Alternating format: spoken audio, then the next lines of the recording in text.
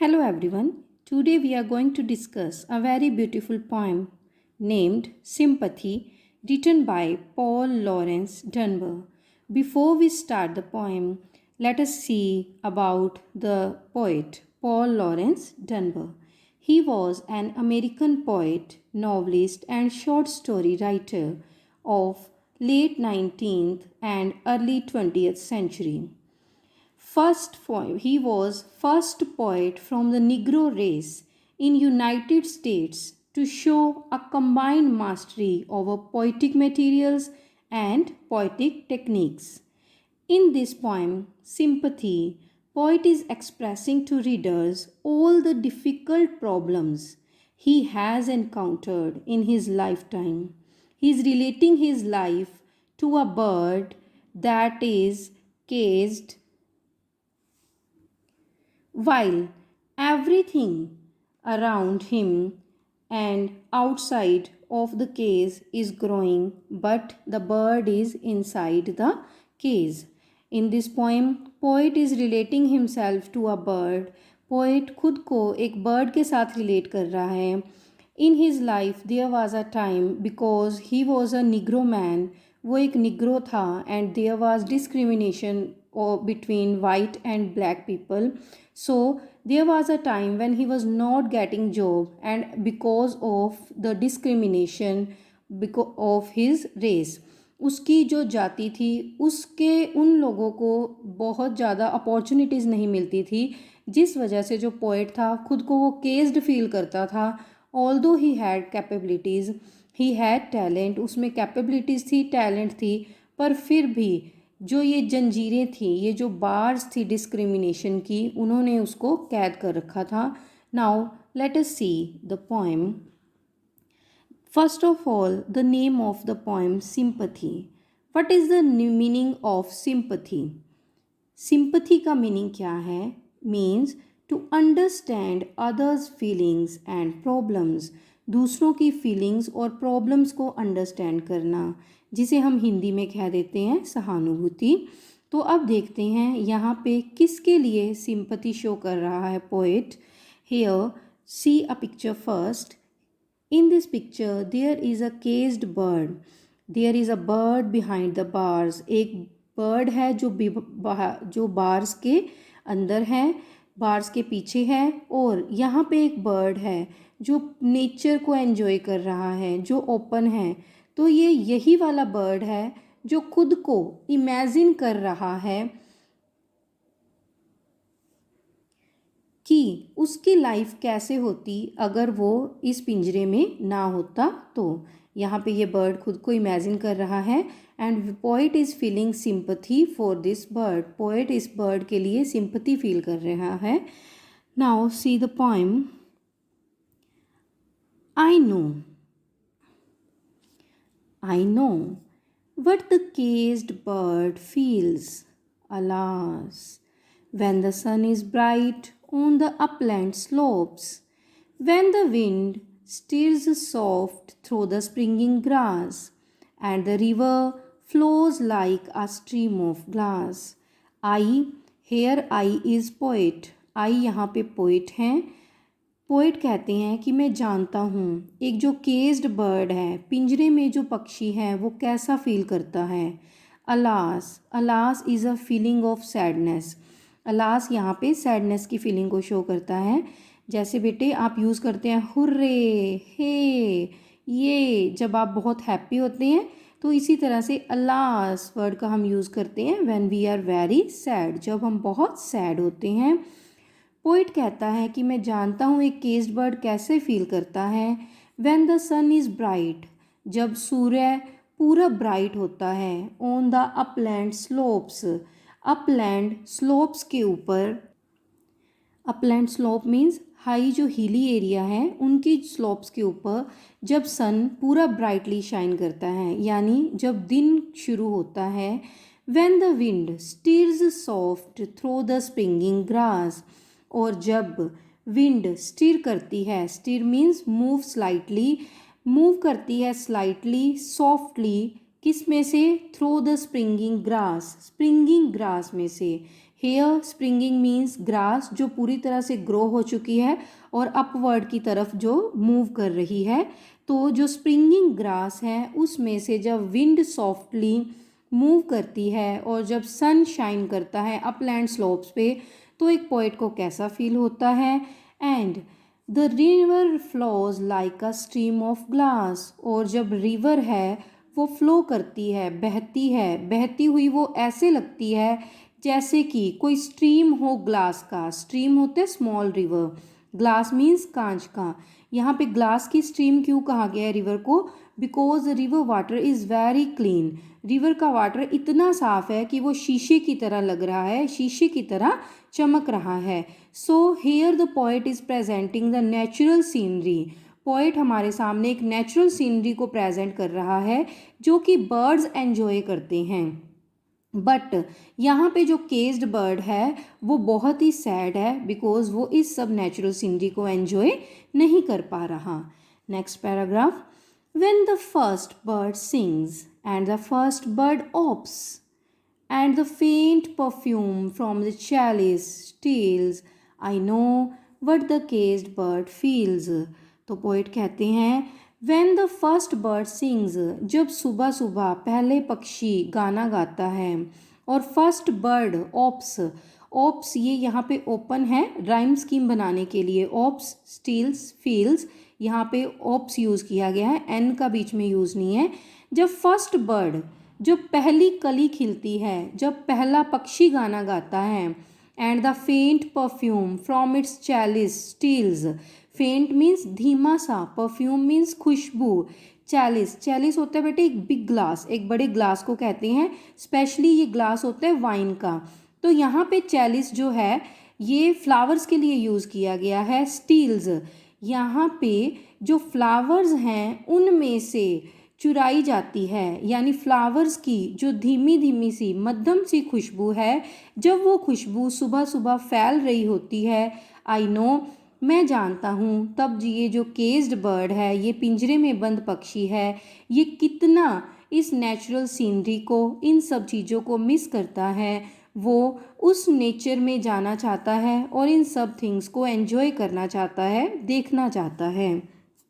I know why the caged bird beats his wing till its blood is red on the cruel bars, for he must fly back to his perch and cling when he fain would be on the bow a swing.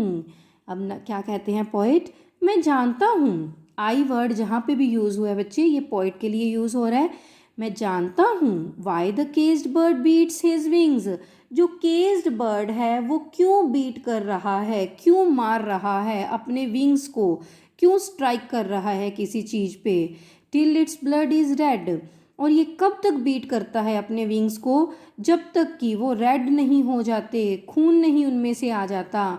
On the cruel bars, उन cruel bars के ऊपर, cruel bars ये जो bars हैं पिंजरे की जो bars हैं, इन पे ये अपने विंग्स को बीट करता रहता है, पटकता रहता है, तब तक जब तक कि उसके विंग्स में से ब्लड नहीं आ जाता। बार्स को क्रूअल क्यों कहा गया है बेटे? बार्स वैसे तो एक मटेरियल की बनी हुई है, बट यहाँ पे बार्स को क्रूअल इसलिए कहा गया है क्योंकि उन बार्स ने जो ये बर्ड है इसको बाउंड कर रखा है, वो उसे उड़ने नहीं देता। तो यहाँ पे इसलिए बार्स जो हैं उनको क्रूअल कहा गया है। For he must fly back, वो ये सब क्यों कर रहा है, वो क्यों बार्स के ऊपर अपने विंग्स को बीट कर रहा है, क्यों वो खुद को हर्ट कर रहा है, क्यों उसके ब्लड आ रहा है? क्योंकि ही मस्ट फ्लाई बैक, वो वापिस उड़ के जाना चाहता है। टू हिज पर्च, पर्च होता है बेटे an object on which a bird alights, एक ऑब्जेक्ट जिसके ऊपर बर्ड रहता है। मोस्टली ये ब्रांच होती है किसी भी ट्री की, तो पोएट अपनी उस ब्रांच पे जाना चाहता है, ट्री की ब्रांच पे जाना चाहता है, यानी अपने बसेरे पे जाना चाहता है। And wants to cling, cling means होता है होल्ड टाइटली, और वो अपनी उस पर्च को टाइटली होल्ड करना चाहता है ताकि कभी भी कोई भी उसे अपनी जो बसेरा है वहाँ से खींच के किसी पिंजरे में कैद ना कर सके। When he fain would be on the bow a swing when he फेन का यहाँ मीनिंग है हैप्पी या फिर विलिंग, जब भी वो ताकि हैप्पी हो, खुश हो, या फिर जब भी उसकी इच्छा हो, वुड बी ऑन अ बो, तो वो किसी भी बो के ऊपर स्विंग्स ले सके, यानी किसी भी बो के ऊपर लटक के एंजॉय कर सके, उसको झूल सके। तो ये जो है बर्ड वांट टू विश, ये विश करता है बर्ड, तो इसलिए ये क्या कर रहा है, ट्राई करता रहता है उस पिंजरे में से, उन क्रूअल बार्स में से बाहर निकलने की, but it is all waste, सब वेस्ट जाता है, इससे वो बाहर तो नहीं निकल पाता, बल्कि वो खुद को ही हर्ट कर लेता है, उसे ब्लड होना शुरू हो जाता है। And a pain still throbs in the old scars, and they pulse again with a keener sting. I know why he beats his wing. अब क्या कहता है पोएट, एक पेन स्टिल थ्रोब्स, जो अभी भी थ्रोब करता है, वाइब्रेट करता है, in the old scar. Old यहाँ पे 2 बार क्यों यूज़ किया गया बेटे, पुराना, बहुत ही पुराना स्कार, जो उसके स्कार बना हुआ है, जो निशान बना हुआ है चोट का, उसमें अभी भी उसको पेन होता है, अभी भी उसमें पेन वाइब्रेट करता है। किस चीज़ का पेन वाइब्रेट करता है, तो यहाँ पे ओल्ड स्कार से हमें पता चल रहा है कि बहुत ही टाइम से ये जो बर्ड है, it is trying to get freedom, ये फ्रीडम के लिए ट्राई कर रहा है, पर उसे फ्रीडम नहीं मिल रही है, बल्कि उससे जो उसको चोट लगती है, वो जो उससे स्कार बन जाते हैं, वो अभी भी उसको पेन करते हैं। And they pulse again with a keener sting, वो पल्स करते हैं, यानी उनमें मूवमेंट होती है, अगेन बार बार से, विद अ कीनर, और भी ज़्यादा गहरी, और भी ज़्यादा एक्यूट, सीवर, स्टिंग होता है कुछ चुभना, यानी उसकी जो चोट है वो अभी भी उसको चुभती है। कौन सी चोट, ये जो फ्रीडम के लिए, ये जो पिंजरे से बाहर निकलने के लिए वो ट्राई करता रहता है, वो जो चोट है, उससे जो उसको चोट लगती है, वो अभी भी उसको दर्द करती है। आई नो, मैं जानता हूँ, why he beats his wing, पर फिर भी वो बार बार अपने विंग्स को बीट करता रहता है, because he is trying to get freedom, वो फ्रीडम के लिए ट्राई करता है। पोइट कहता है, मैं महसूस कर सकता हूँ उस जो बर्ड है, उस बर्ड्स की फीलिंग्स को, कि वो क्यों बीट करता है अपने विंग्स को। I know why the केस्ड bird sings me when his wing is bruised and his bosom sore, when he beats his bars and he would be free. अब क्या कहते हैं पोएट, मैं जानता हूँ वाई द केस्ड बर्ड सिंग्स, कि वो केस्ड bird है वो क्यों सिंग कर रहा है पीछे अपने पिंजरे में रहते हुए। मी अगेन, फिर से, यहाँ पे मीनिंग है फीलिंग ऑफ सैडनेस। मैं जानता हूँ। When his wings is bruised, जब उसके जो विंग्स हैं वो ब्रूस्ड हो जाते हैं, हर्ट होते हैं, जब वो अपने विंग्स को बीट करता है तो उनके विंग्स पे जो चोट लग जाती है। एंड हिज बॉसम सोर, उसकी जो बॉसम है, बॉसम यहाँ पे चेस्ट के लिए कहा गया है, सोर मीन्स पेन, और उसकी जो चेस्ट है उसमें क्यों पेन होता है। व्हेन ही बीट्स हिज बार, जब वो अपनी बार्स को बीट करता है, बार्स से वो टकराता है, यानी उनको तोड़ने की कोशिश करता है। And who would be free, वो ये कोशिश करता है कि वो इन बार्स को तोड़ के निकल जाए और अपनी लाइफ को एंजॉय कर पाए। बिहाइंड द बार्स के पीछे से निकल के वो अपना एक आज़ाद पंछी बनना चाहता है। It is not a carol of joy and glee but a prayer that he sends from his heart's deep core, but a plea that upward to heaven he flings. I know why the caged bird sings. क्या कहता है poet, ये कोई Carol नहीं है। Carol क्या होता है बेटे, एक रिलीजियस फोक सॉन्ग होता है, उसको बोलते हैं। ये कोई खुशी का, जॉय एंड ग्ली दोनों का मतलब ही खुशी होता है, ये कोई खुशी का कैरल नहीं है, बट ये तो एक प्रेयर है। That he sends from his heart's deep core, heart दिल की गहराइयों से जो वो भेज रहा है। किसको भेज रहा है, बट अ प्ली, एक रिक्वेस्ट है ये तो, फिर से इसी लाइन के साथ रिलेट किया गया है इसको, ये कोई कैरल नहीं है जॉय का, ये तो एक प्ली है, ये एक रिक्वेस्ट है। दैट अपवर्ड टू हेवन, जो कि अपवर्ड टू हेवन, भगवान को वो रिक्वेस्ट कर रहा है। ही फ्लिंग्स, फ्लिंग्स मीन्स सेंड कर रहा है पूरी फोर्स के साथ, पूरा जोर वो अपना लगा रहा है, ये रिक्वेस्ट कर रहा है वो हेवन यानी गॉड को। I know why the caged bird sings.